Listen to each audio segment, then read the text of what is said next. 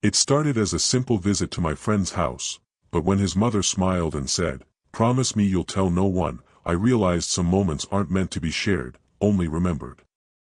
I hadn't planned on visiting that weekend. My friend, Ethan, was called away for a sudden work trip, and I figured that meant our plans were off. But then his mother, Clara, called. Her voice over the phone carried that calm warmth I remembered from all the times I'd been at their house growing up, the kind of tone that made you feel like you were already welcome before you even arrived. "Come anyway," she'd said lightly. "The house feels too quiet without anyone around." So I went.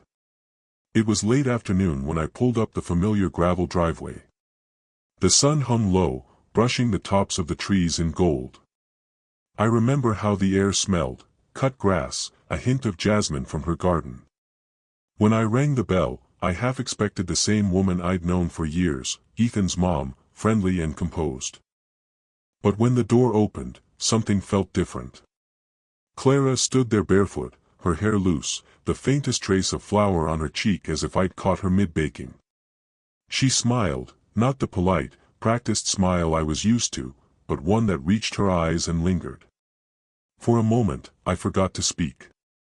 "Come in," she said, brushing a strand of hair behind her ear. I made tea. The house felt softer somehow, quieter, slower. The afternoon light pooled through the curtains, settling across the wooden floors like honey. She moved around the kitchen with an ease that was almost hypnotic. The sound of her bracelets chimed softly when she reached for a teapot.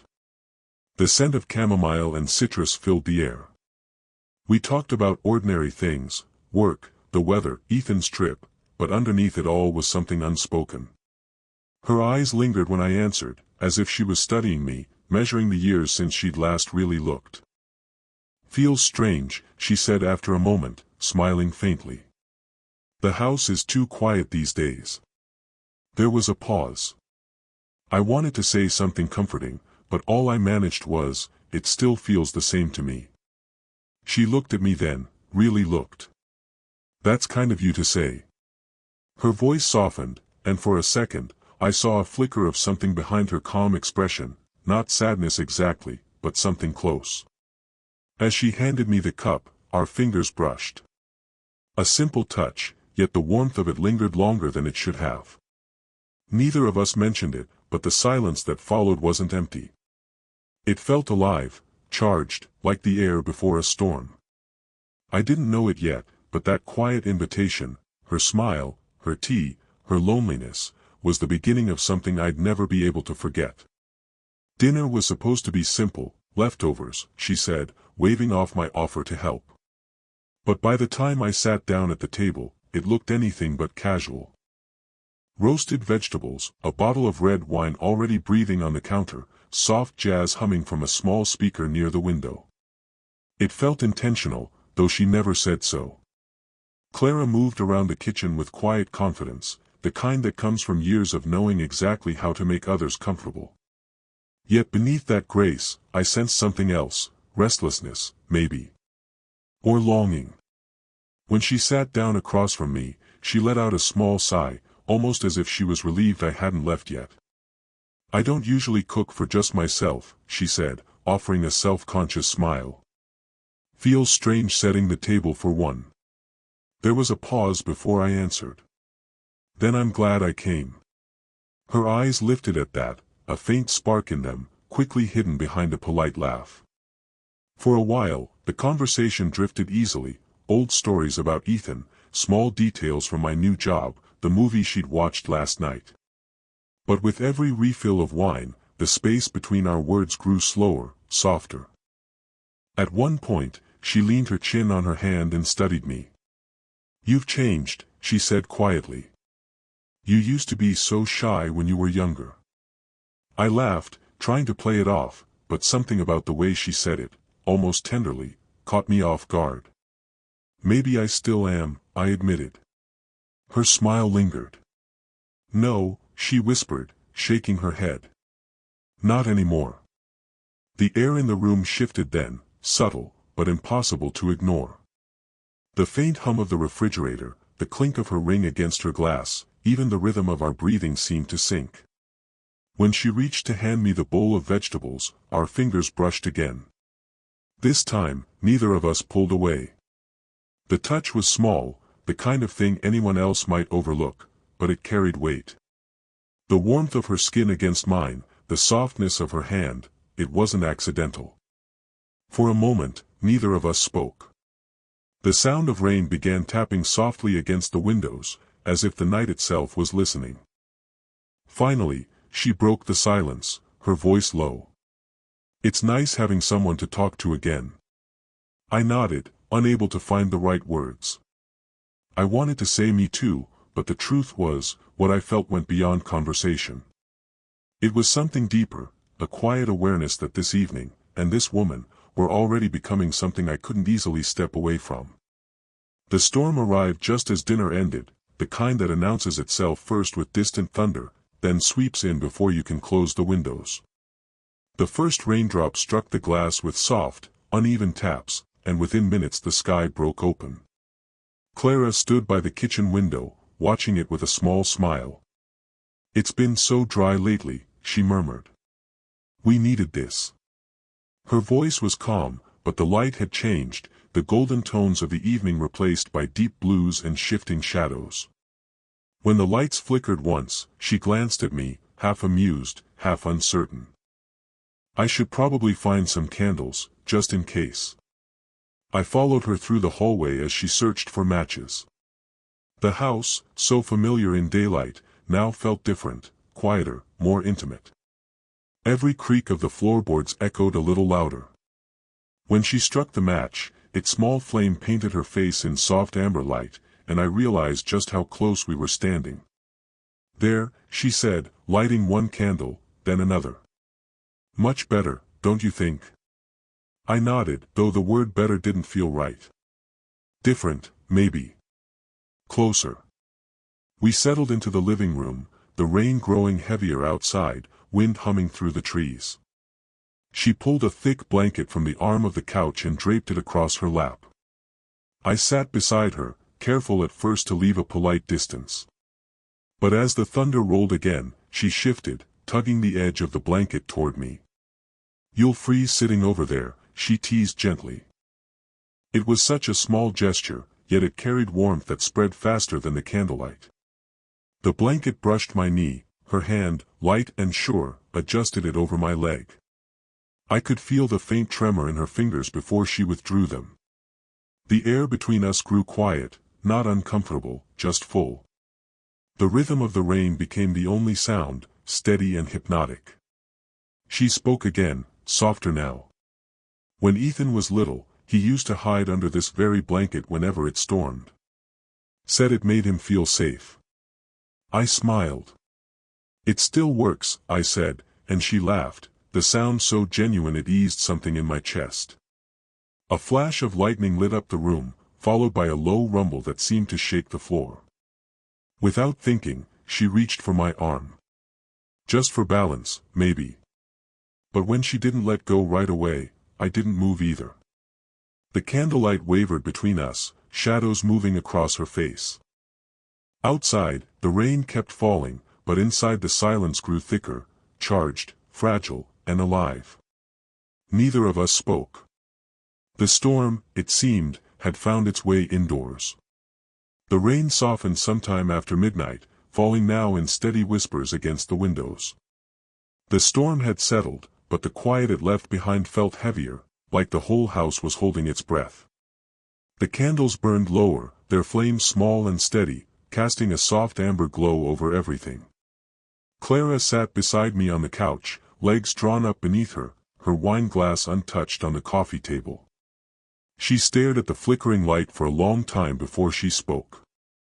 "Funny," she said finally, her voice quiet but steady. "Storms used to scare me when I was younger. Now they just make me remember things I thought I'd forgotten." I turned toward her. "Like what?" She hesitated, her thumb tracing the rim of her glass. "A man I once knew. He was kind. Maybe too kind for his own good." She gave a small, wistful smile. "He wanted to build a life with me. But I wasn't brave enough back then. I let him go. Her words hung in the air like the echo of thunder far off in the distance. I didn't know what to say. She wasn't looking at me, she was somewhere else, years away, but her voice trembled on the edge of something fragile. You ever think about someone like that? She asked suddenly. Someone who still lingers in the corners of your mind, even when you swear you've moved on. I swallowed hard, then nodded. Yeah. I think everyone does. She finally turned her gaze toward me. Her eyes looked darker in the candlelight, softer, searching. I used to think time fixed everything, she said. But it doesn't. It just teaches you how to hide what still hurts. There was a silence then, the kind that pulls you in, where words feel too small. When she reached out, it wasn't planned. Her hand found mine on the couch, fingers brushing lightly before resting there. Warm. Steady. Real. Promise me, she whispered, her voice barely audible. I looked at her, unsure what she meant. Promise me you'll tell no one about tonight, she said, her eyes glimmering with something deeper than secrecy. I just needed to talk. To feel seen again. I nodded slowly. I promise. She smiled faintly, a smile that carried both gratitude and ache. Her thumb moved gently over my knuckles, a motion so small it almost broke me. Outside, the last drops of rain slid down the windowpane, tracing soft lines of light. Inside, the promise lingered between us, not as a secret, but as something sacred, fragile, and profoundly human. Morning came quietly, like a secret slipping into the room. The rain had stopped sometime before dawn, leaving the air washed clean, cool, damp, and still carrying the faint sweetness of wet earth. Sunlight filtered through the curtains in thin, golden ribbons that cut across the floor and reached the couch where I dozed off. For a moment, I didn't remember where I was. Then I caught the scent of coffee, rich, dark, and steady, and the soft clink of porcelain from the kitchen. Clara. She was outside when I found her, standing barefoot on the patio, her robe tied loosely at the waist. One hand held a steaming mug, the other brushed the wet leaves of a potted fern. The early light touched her hair, turning it a shade softer than gold. For a moment, I just watched her, the ease in her movements, the quiet grace of someone who had learned to live with her own solitude. When she noticed me, she smiled, the kind of smile that didn't try to erase the night before, but didn't dwell on it either. Just a calm acknowledgement that it had happened, and that it mattered. Morning, she said. I didn't mean to wake you. You didn't, I replied, rubbing the sleep from my eyes. I don't think I really slept. She chuckled softly and handed me her mug. Try this. It's too strong for me anyway. The cup was still warm from her hands. When I took it, our fingers brushed again, just for a second, but it felt different now. There was no confusion in it, only understanding. We sat on the patio steps, side by side, watching the world drip dry. The garden shimmered with beads of rainlight, a bird called somewhere distant. The air smelled of wet grass and morning peace. It's beautiful after a storm, I said quietly. It always is, she answered. Then, after a pause, that's the hard part, isn't it? Things calm down, but they're never quite the same. I looked at her then, the faint lines near her eyes, the gentleness in her expression, the sadness she no longer bothered to hide. Maybe that's what makes it beautiful, I said. She smiled at that, a soft, genuine smile that reached all the way to her eyes. Maybe you're right. We didn't talk much after that. Words felt unnecessary. The silence between us was easy now, like the air after rain, cleared of everything but truth. When she stood to refill the coffee, she looked back once more and said, almost to herself, it's good to be reminded I'm still seen. And in that quiet morning light, I realized, so was I. The day passed in a kind of gentle quiet. Clara moved through the house with her usual calm, tidying dishes, folding blankets, humming softly to herself. But beneath that calm, something had shifted, a quiet awareness of distance returning, as if both of us knew that what had been shared the night before existed in a space that couldn't last. I offered to help clean up, though there wasn't much to do. She smiled and handed me a dish towel, our fingers brushing just once, a touch that seemed to say all the words we hadn't. "Ethan's coming home tomorrow," she said lightly, as if mentioning the weather. I nodded. "Right. You'll be glad to have him back." Her smile faltered for just a second, but she recovered quickly. "Yes. It'll be nice to have noise in the house again." The hours trickled by until afternoon light slanted through the windows, turning everything gold and soft. I knew I should leave soon, but neither of us mentioned it. The silence between us had grown tender, no longer uncertain, just full of quiet gratitude and something that felt dangerously close to ache. When I finally stood to go, she followed me to the door. I gathered my things, taking longer than I needed to, folding my jacket, checking my keys twice, hoping time might stretch a little thinner. She leaned against the doorway, arms crossed, her expression unreadable. "Thank you," she said quietly. "For what?" "For being here. For listening." Her tone was gentle, but it carried weight, the kind that pressed softly against the chest. I nodded. "Thank you for trusting me." She stepped closer then, close enough that I could see the faint shimmer of light in her eyes. For a heartbeat, it felt like the air between us was the only thing keeping us from falling into something neither of us was ready for. Then, without a word, she reached up and brushed a stray strand of hair from my forehead. Her fingers lingered longer than they needed to, a trembling, almost maternal gesture that wasn't quite motherly at all. Her voice was barely above a whisper. "Some things are meant to stay between hearts." I swallowed hard, not trusting my voice. I only nodded. She smiled faintly, her hand still near my face, then slowly let it fall.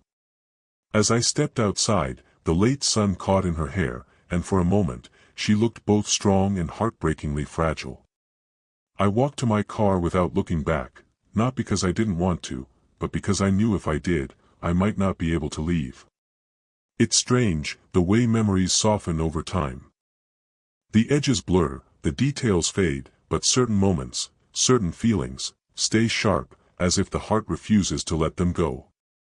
It's been years since that summer. I've moved cities, changed jobs, built a life that looks, on the surface, steady and whole.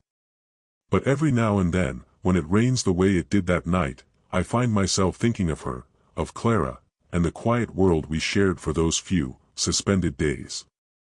I never told anyone what happened. Not because it was scandalous or wrong, but because it felt too delicate for words, like speaking it aloud would somehow cheapen it. The promise I made to her still lingers, not as a burden, but as something sacred.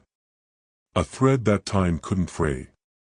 Sometimes, on gray afternoons, I make chamomile tea, her favorite, and sit by the window just to listen to the rain. I remember the way candlelight softened her features, the warmth of her hand resting briefly over mine, the sound of her laugh echoing through that old, too quiet house. None of it was grand or dramatic. It was all so human, tender, hesitant, and achingly real. I've met other women since. I've fallen in love, been loved in return. But there's a kind of quiet truth that only comes once, a connection born not out of passion, but of being understood at a time when both hearts needed it most. That's what she gave me. And maybe that's what I gave her too. When I think of her now, I don't picture the sadness in her eyes or the hesitation in her voice. I remember her smile that morning after the storm, soft, knowing, grateful. The way she looked at me as if to say, "Thank you for seeing me, even when I tried not to be seen." The world kept turning. Ethan eventually got married. I sent a polite message, nothing more. I don't know where Clara is now. Maybe she's still in that same house, tending her garden, listening to the rain. Or maybe she finally found someone who looks at her the way I once did, with quiet wonder and unspoken respect. Whatever the truth, that promise remains. Some moments don't belong to the past or the present, they live somewhere in between, carried in silence. Some promises aren't meant to keep us silent, only to remind us what silence can hold. If this story stayed with you, if it made you remember someone you once kept in your heart, don't forget to subscribe, leave a comment, and share it with someone who believes in quiet, impossible.